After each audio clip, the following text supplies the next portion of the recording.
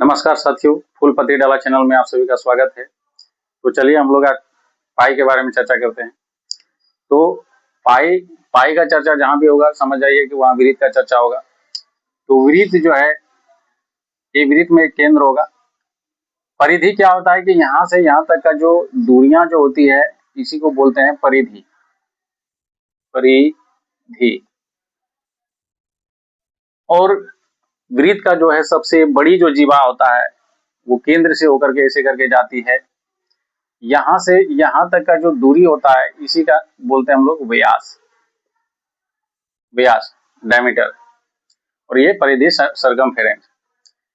इसको सी से सूचित करते हैं, इसको डी से सूचित करते हैं।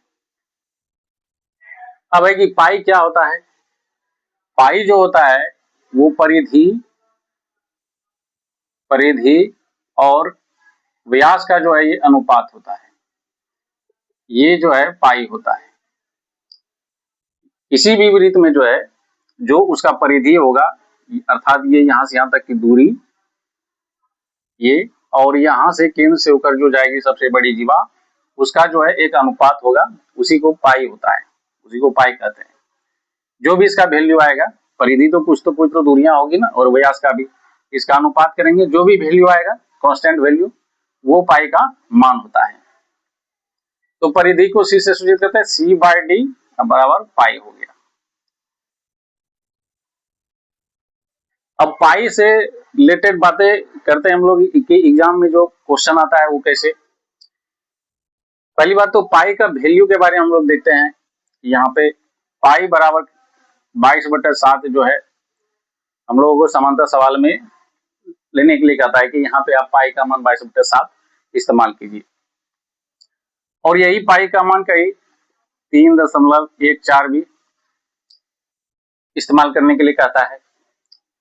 तो ये हम लोगों को इस्तेमाल करने कहता है, लेकिन पाई का जो एक्चुअल जो वैल्यू है और एक पाई का वैल्यू होता है, जैसे कि ये पाई बराबर 355/113 ये भी पाई का वैल्यू होता है।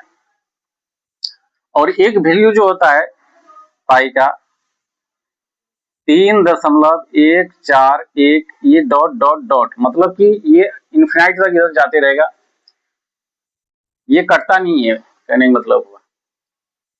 तो कल जैसे वीडियो में चर्चा किए थे उसमें कि भिन्न जो है शांत कब होता है, शांत कब होता है, कब परिमेय होता है, अपरिमेय होता है। तो अगर वो वीडियो नहीं देखे हैं तो जाकर के वो वीडियो देख सकते हैं। लेकिन यहाँ पे चर्चा करते हैं, कल चर्चा जैसे किए थे कि परिमेय संख्या और अपरिमेय संख्या, तो पाई से रिलेटेड भी तो प्रश्न आता है कि पाई क्या है, परिमेय है, अपरिमेय है। तो यहाँ पे बात करते हैं कि परिमेय संख्या होता है क्या है कि पी बाई क्यू के रूप में जिसे लिखा जा सकता है, और पी और क्यू जहाँ पूर्णांक है और क्यू 0 के बराबर नहीं होना चाहिए। तो यहाँ तो 22 भी पूर्णांक है और 7 भी पूर्णांक है, तो ये तो परिमेय संख्या होगा, ये परिमेय संख्या होगा। 22/7 को परिमेय संख्या बोल सकते हैं।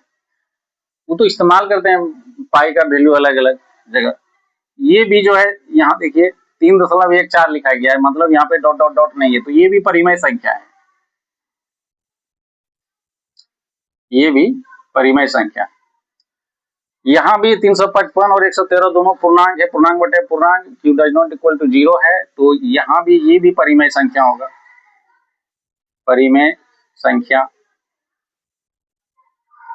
लेकिन कल चर्चा जैसे किए थे इसमें जो है पाई का मान जो है 3.141 डॉट डॉट डॉट लिखा हुआ है, मतलब जाते रहेगा। ये आ जाता है आपका अशांत अनावर्ती में। एक होता है अशांत आवर्ती, जैसे कि इसमें चर्चा किए थे 0.333 आते रहेगा, तो इस पर रेकरिंग डाल सकते हैं 0.3 पर रेकरिंग।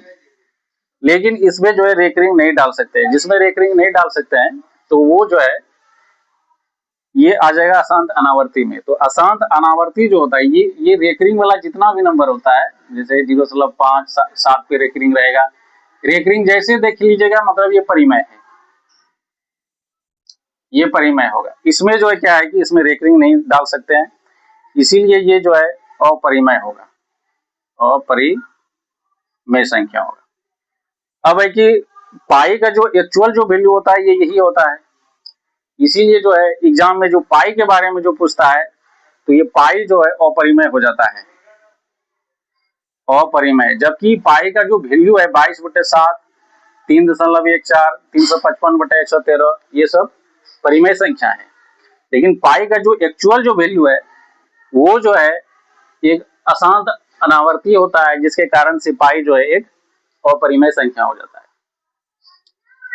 तो ठीक है, देखिए अगर अच्छा लगता है तो लाइक कीजिए, चैनल को सब्सक्राइब कीजिए, शेयर कीजिए। तो वीडियो को देखने के लिए बहुत बहुत धन्यवाद।